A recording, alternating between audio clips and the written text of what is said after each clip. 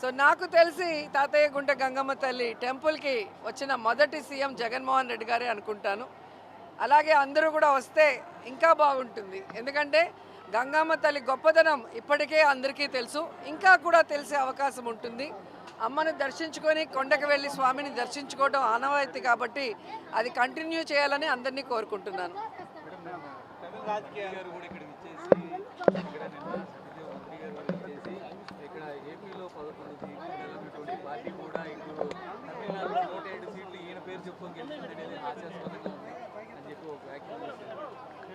గుడి దగ్గరకు వచ్చి మాట్లాడారా సత్యప్రసాద్ గారు? చాలా సంతోషం.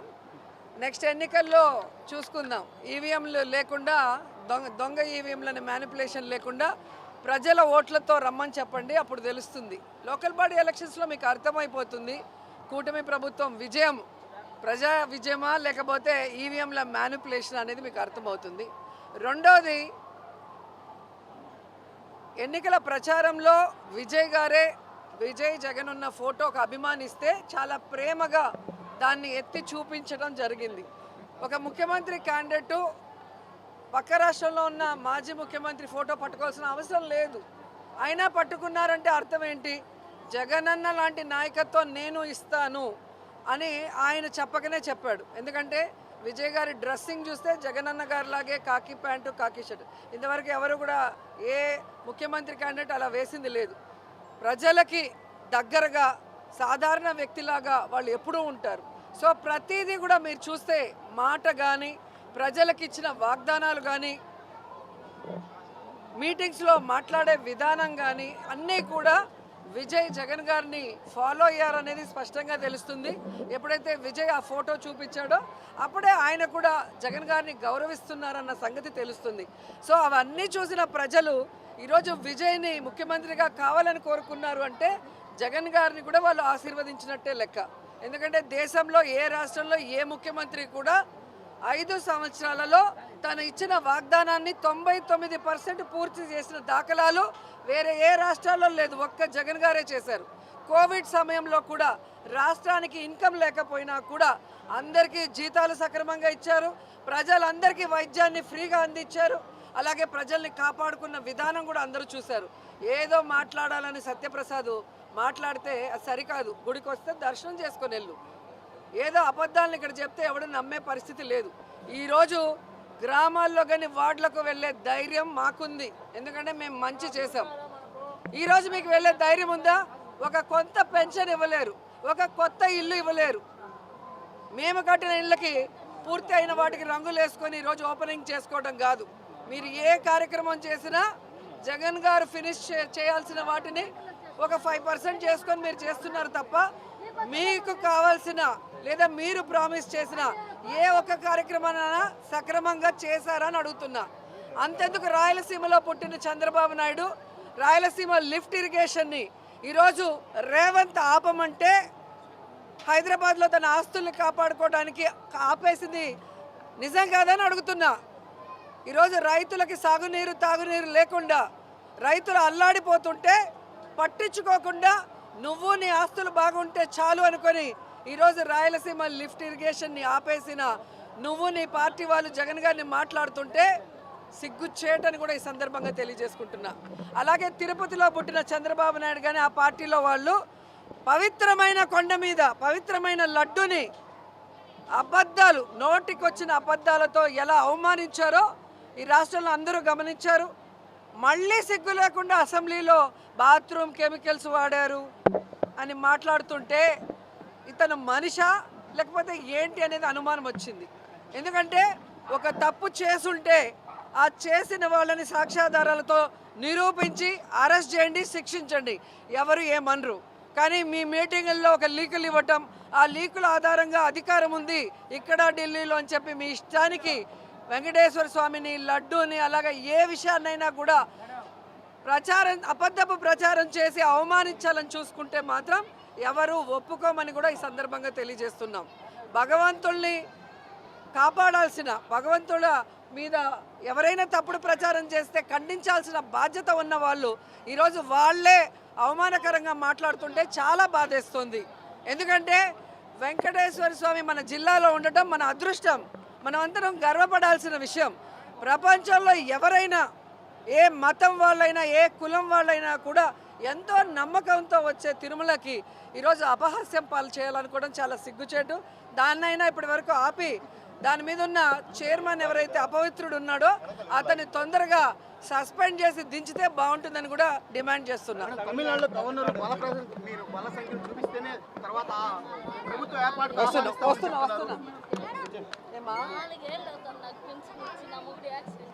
అవునవునమ్మా మాట్లాడుతున్నా. గవర్నరు చేసిన తర్వాతే మేము ఆహ్వానిస్తామని చెప్పడం కొత్త ప్రభుత్వానికి గవర్నర్ చెప్పడానికి ఏ విధంగా చూడవచ్చు? యాక్చువల్గా నాకు తెలిసినంత వరకు మెజారిటీ ఉన్న వాళ్ళు అడిగినప్పుడు యాక్చువల్గా అసెంబ్లీలో బల ప్రదర్శన నిరూపించుకోవాల్సిన బాధ్యత ఉంటుంది. అలా కాకుండా ముందే నాకు బల ప్రదర్శన చూపించండి తర్వాతే ఇస్తాము అనేది మరి ఎంతవరకు కరెక్ట్ అనేది నాకు కూడా ఐడియా లేదు. మరి దాన్ని వాళ్ళు పరిశీలిస్తే బెటర్ అనిపిస్తుంది. ఎందుకంటే ప్రజలందరూ కూడా విజయ్ కావాలి, ఒక అవకాశం ఇద్దాం అనుకున్నప్పుడు సవ్యంగా ఈ కార్యక్రమాన్ని జరిపి బల ప్రదర్శనలో ఒకవేళ బల ప్రదర్శనలో ఆయన నిరూపించుకోలేకపోతే అప్పుడు ఎలాగో గవర్నర్ చేతిలో ఉంటుంది. అంతేగాని ముందే అది చెప్పడం అనేది ఓటేసిన ప్రతి ఒక్కరికి చాలా బాధగా ఉంది అనేది తెలుస్తుంది. కాబట్టి ప్రజాభిప్రాయాన్ని గౌరవించి వాళ్ళు వెంటనే అది జరిపిస్తే సక్రమంగా, సవ్యంగా, ప్రశాంతంగా.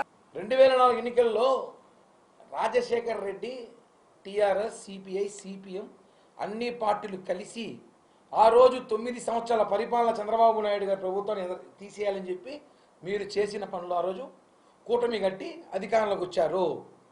అప్పుడు ఈ సింగలు, సింహము, ఏనుగు, పులులు లేవినారా ఆయన?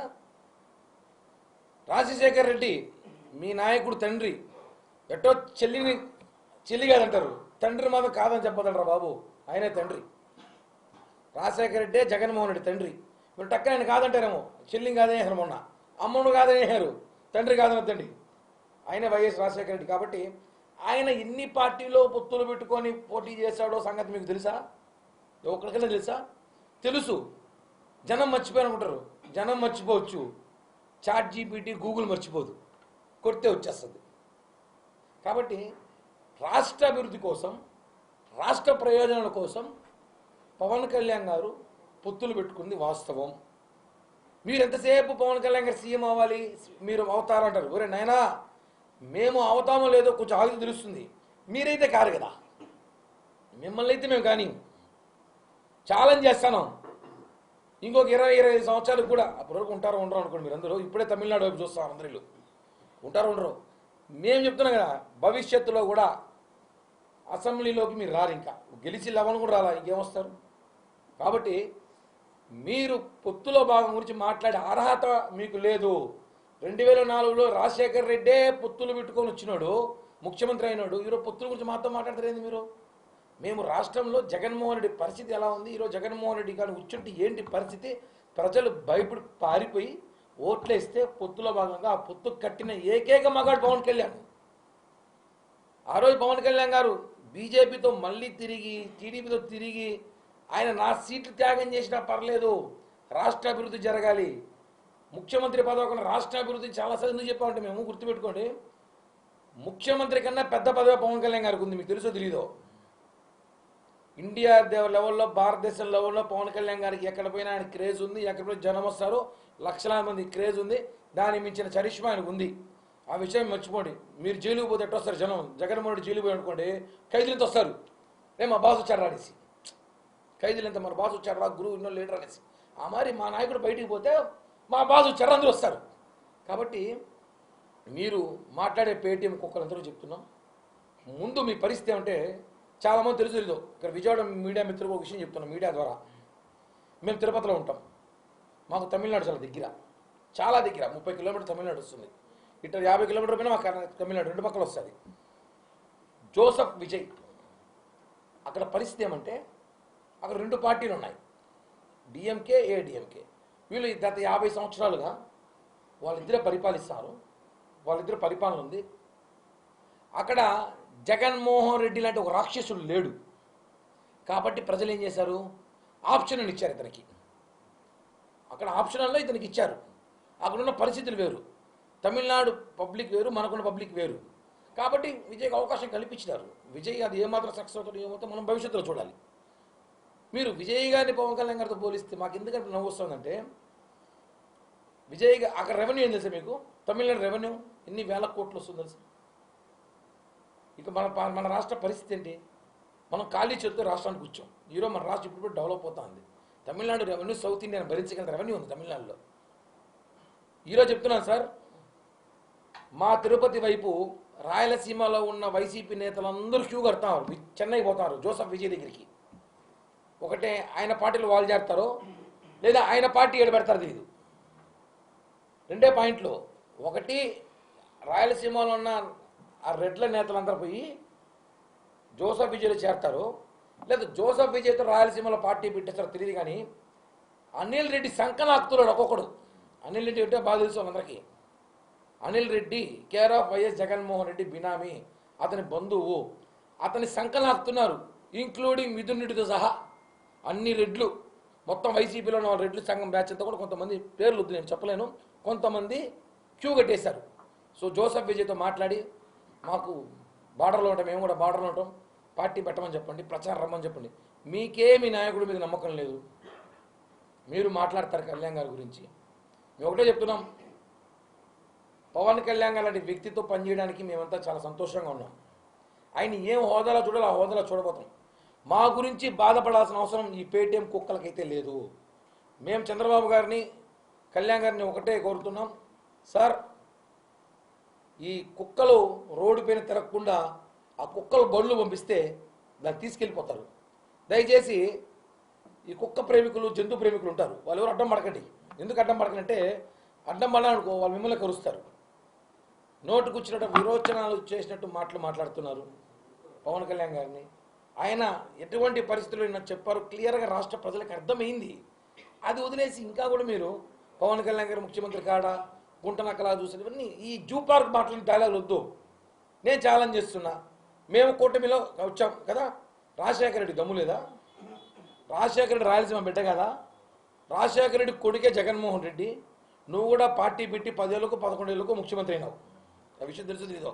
ఏంది రాజశేఖర రెడ్డి పార్టీలో ఉన్న నాయకుల్ని, కబ్జాకోల్ని, మర్డర్లు చేసేవాళ్ళని, అవినీతి పరులందరూ తెచ్చుకొని నీ పార్టీలో చేర్చుకొని నువ్వు ముఖ్యమంత్రి అయినావు.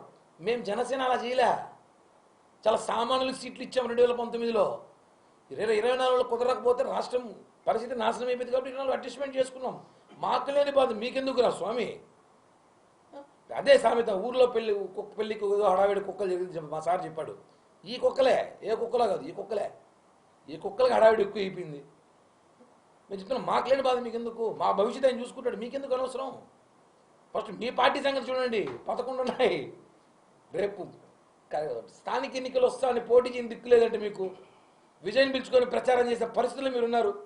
సిగ్గు లేకుండా విజయ్కి ఎవడో ఫోటో ఎత్తుకొని ఇచ్చేసి దాన్ని కూడా ప్రచారం చేసుకొని మా వాళ్ళే గెలిచాడని చెప్పుకునే పరిస్థితులు మీరున్నారా బాబు? మాకంత కర్మ పట్టలేదు. ఎవడైతే వైసీపీలో మాట్లాడుతున్న కుక్కలు కుక్కలేని చెప్తా, కుక్కలు కూడా బాధపడతాయి పాపం, వింటే పర్లేదు, విన్నా కుక్కలే చెప్తున్నాం. రాబోయే రోజుల్లో పవన్ కళ్యాణ్ గారిని ఈ రాష్ట్ర ముఖ్యమంత్రిగా మేము చూడబోతున్నాం, ఇది వాస్తవం. హిట్ టీవీ యాప్, ఇందులో short news, live news, entertainment shows, movies, digital magazines తో పాటు మీ జిల్లా వార్తలను కూడా ఫ్రీగా చూడొచ్చు. ఇంకెందుకు ఆలస్యం, వెంటనే హిట్ టీవీ యాప్ ని డౌన్లోడ్ చేసుకుని ఫ్రీగా ఎంటర్టైన్మెంట్ పొందండి. Hit TV app, hit TV app, please download hit TV app. Hit TV app ని ఫ్రీగా డౌన్లోడ్ చేసుకొని ఎంజాయ్ చేయండి. మీకు నచ్చిన ఎంటర్టైన్మెంట్ కోసం హిట్ టీవీ యాప్ ని ఫ్రీగా డౌన్లోడ్ చేసుకుని ఎంజాయ్ చేయండి. హిట్ టీవీ యాప్ ని డౌన్లోడ్ చేసుకుని ఆస్వాదించండి, ఆశీర్వదించండి. ఇంతమంది సెలబ్రిటీలు హిట్ టీవీ యాప్ ని డౌన్లోడ్ చేసుకోండి అని చెప్తున్నారంటే ఎంత మంచి యాప్ ఆలోచించండి. అమెరికాలో చదవాలనుకునే వాళ్ళకి విశ్వసనీయమైన పేరు మన శౌర్య కన్సల్టెన్సీ. UK లో 1 year masters, UK లో 1 year masters, 2 years work permit up to 5 years visa. Contact Saurya Consultancy. Contact 89851 89851.